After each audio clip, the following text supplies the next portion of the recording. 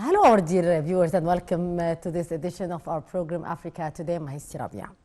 President Abdel Fattah Sisi directed the government to expand the spending on improving the citizens' quality of life in the new fiscal year 2024-2025, which begins on the 1st of July. Earlier, the president also gave his permission to transfer 100 million Egyptian pounds from the Long Live Egypt Fund to the Fund for the Elderly, which will be established following the Elders' Rights Law's approval by the Parliament. More details follow.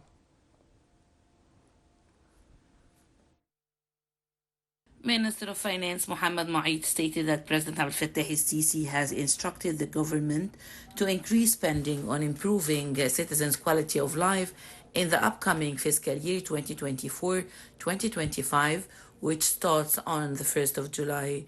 According to an official statement, Moataz added that the government's focus is on mitigating inflationary pressures, achieving economic goals, and prioritizing the healthcare and education sectors. He highlighted their commitment to implementing the Decent Life Initiative, the country's largest project to date, which aims to improve the lives of 60% of Egyptians who live in the countryside. He indicated that Egypt seeks to enhance the business environment by streamlining procedures and creating a more favorable tax system for medium, small, and micro enterprises. Emphasizing economic growth, Moataz stated that the country aims to involve the private sector more extensively in the economy during fiscal year 2024-2025. The government's objectives include maintaining economic stability, achieving an annual primary surplus of at least 2.5% of GDP, and reducing the deficit and debt rates. Additionally, Egypt plans to expedite its initial public offering program over the next 2 fiscal years to meet financing needs and attract greater investment. The government is intensifying efforts to complete offering stakes in 35 state-owned companies to strategic investors by the end of June 2024, as outlined in the state ownership policy document. By June 2024, the government is poised to attract $5 billion from its IPO program.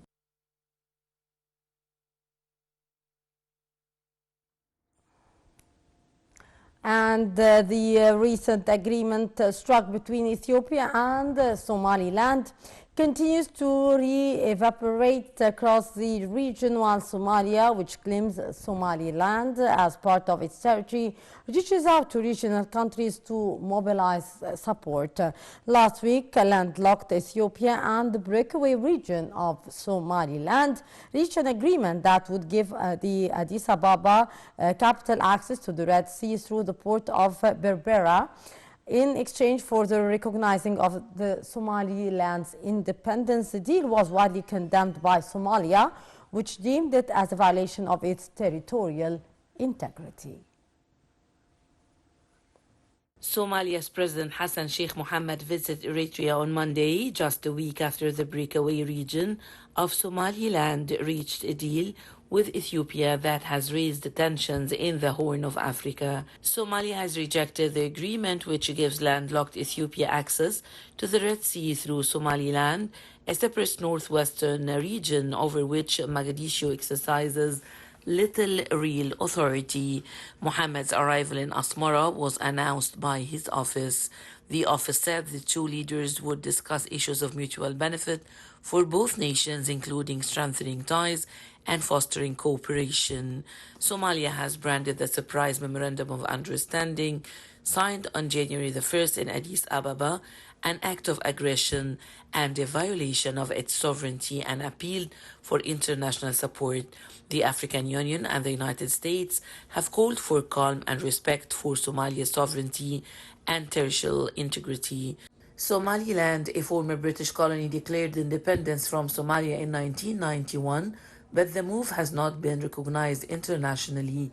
Ethiopia has long sought the coastal access, and in October last year, Prime Minister Abiy Ahmed alarmed its neighbors when he said the country's extent was tied to the Red Sea. The remarks came against backdrop of apparent tensions with Eritrea, which has allied with Ethiopian government forces in the two-year Tigray war that ended in November 2022. Abiy later said Ethiopia would not invade any neighboring country, which insisting his government would not abandon its demand for port access.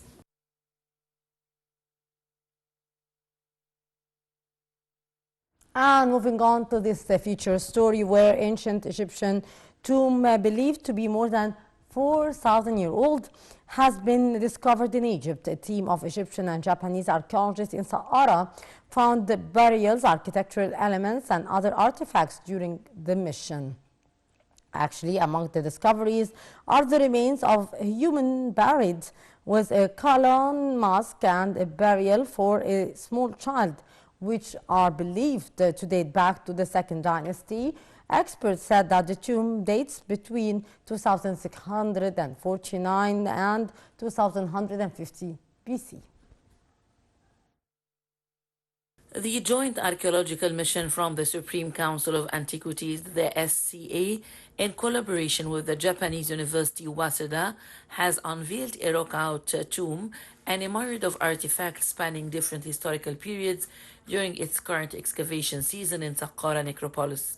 Mustafa Waziri, the SCA Secretary General, said that collaboration with the Waseda University has proven to be fruitful, revealing a tomb that adds a new chapter to the rich history of Saqqara.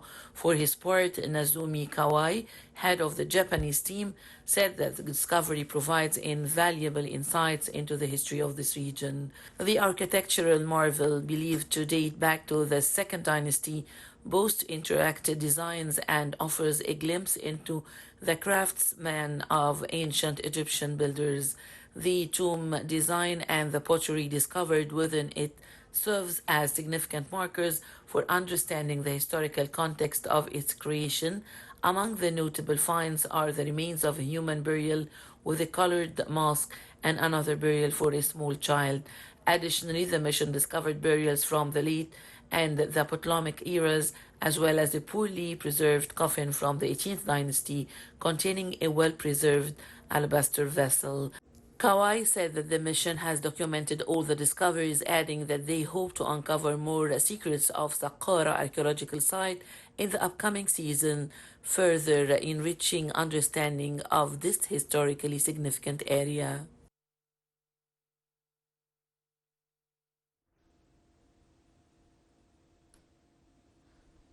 And moving on to our main topic for today, according to the Minister of Finance, Mohammed Maid, President Abdel Fattah Sisi directed the government to raise expenditure on enhancing citizens' quality of life in the upcoming fiscal year 2024-2025.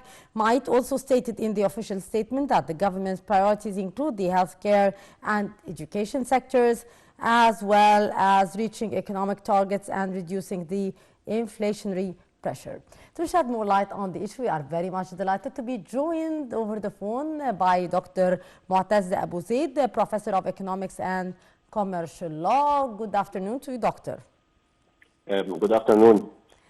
Doctor, what are the social protection measures that the government has taken in recent months to limit the consequences of the high prices and the global economic crisis on the citizens? Of course, the Egyptian government took many steps for social support and, of course, the economic progress, even, as you said, the crisis or the economic global crisis.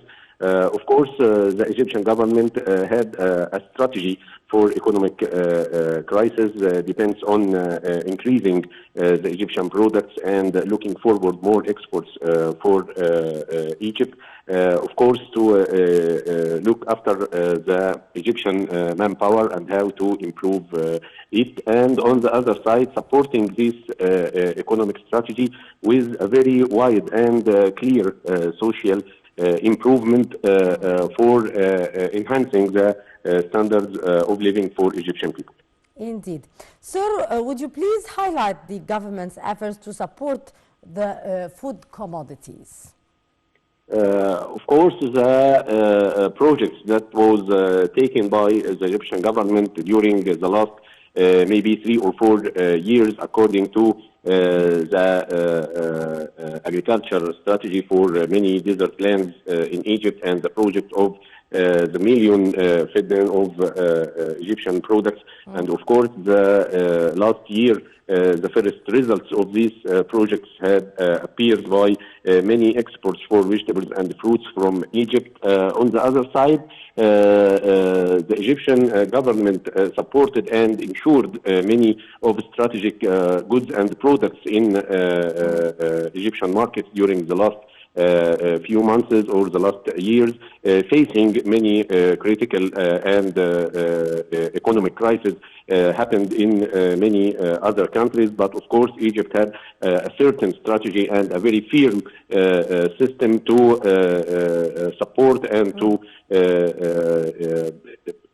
protect these goods and products in the Egyptian markets. And of course, even the problems of prices and the shortage of these products and goods in many markets. But I think Egypt had a very clear strategy that was supported by the Egyptian government, especially for the last few months.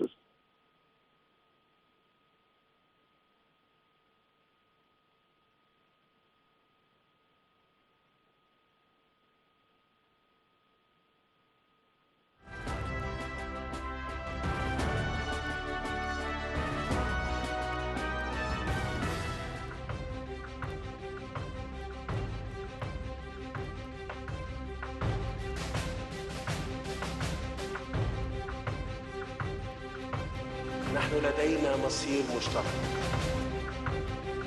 مصر تسلمت الرئاسة الدورية للاتحاد الإفريقي لعام 2019 وتتطلع كعادتها دوما للتعبير عن شواغل الشعوب الإفريقية الشقيقة الرامية لتحقيق الاستقرار والتقدم ودفع عجلة التنمية قدما. إذا كنتم ترغبون في تغيير وجه القارة الأفريقية، فالاتحاد الإفريقي كقيادة تستطيع أن تعمل وتدرس بشكل مركزي لمشروع عملاق لبناء بنية أساسية على مستوى القارة. أنا أتصور أن الأمن والاستقرار استثمار.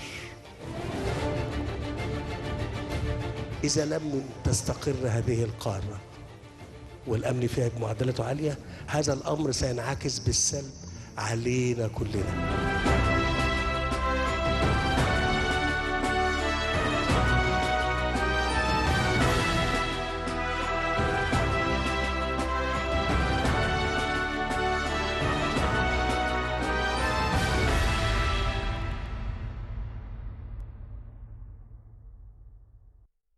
Welcome back, our dear viewers. We apologize for this technical problem, and we are back to Dr. Moataz Abu Zeid, Professor of Economics and Commercial Law. Dr. Moataz?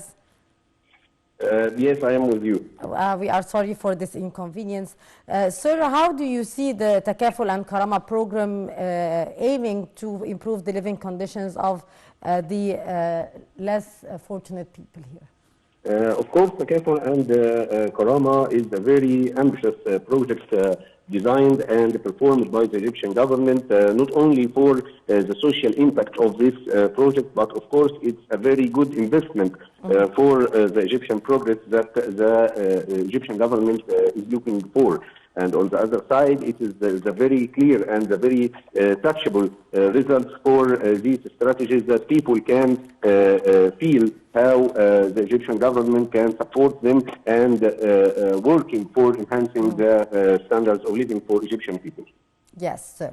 How do you see the state's keenness to improve the living condition for the neediest people in the rural villages in Egypt?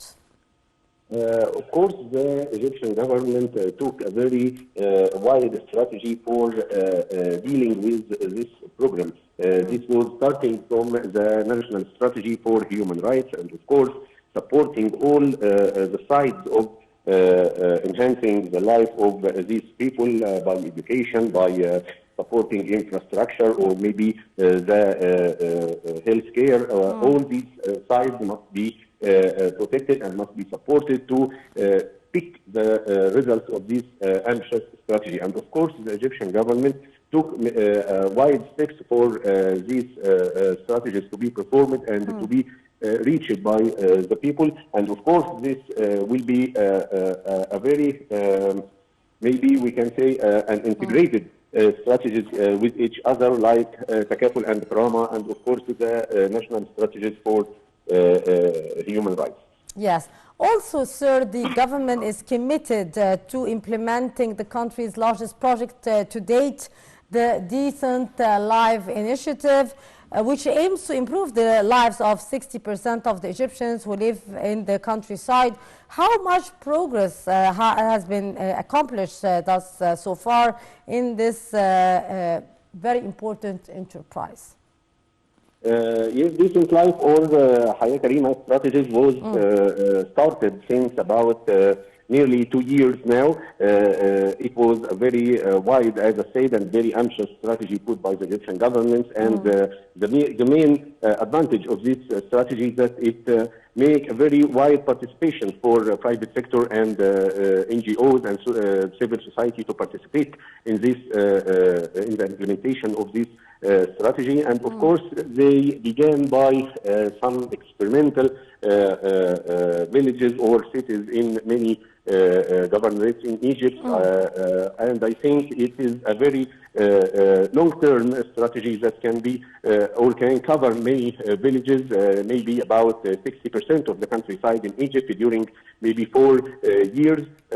I think the first step that began since a few months covered mainly about 16 villages in many governorates in Egypt, and this was really performed and contributed in front of the eyes of all. And as I said, it is very wide strategy and very completed to reach all the sides of human rights, like education, infrastructure, and of course the healthcare and many other issues that can concern the Egyptian people to make really a decent life for this.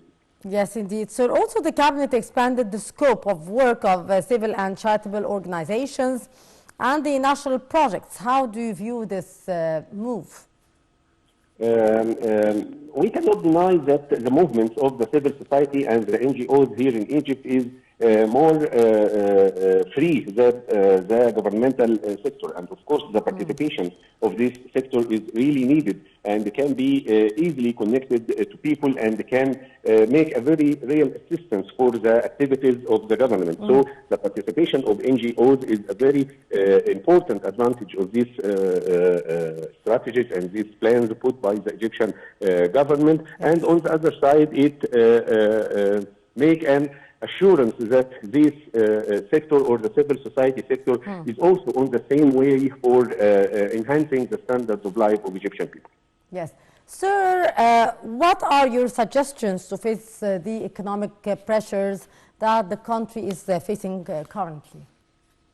Of course, according to the declared strategy for the economic progress in Egypt, it must be put in consideration that the Egyptian people and the Egyptian government nowadays are very aware about all the changes that happened in the globe, about the overall economic crisis for many countries. And of course, it is clear also that we must depend upon ourselves for increasing our products, increasing our exports, not only depending upon the plans for the future. Of course, on the other side, we must depend upon the participation of all sectors in Egypt, like the governmental sector, the private sector, and also the NGOs.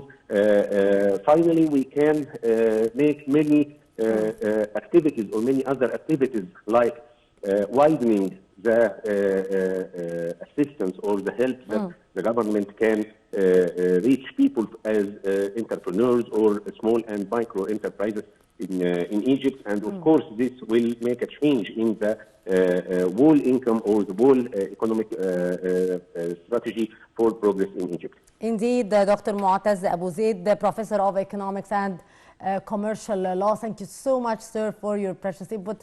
And our dear viewers, that would bring us to the end of this edition of our program Africa Today. I'm Rabia Amini. Thanks for watching.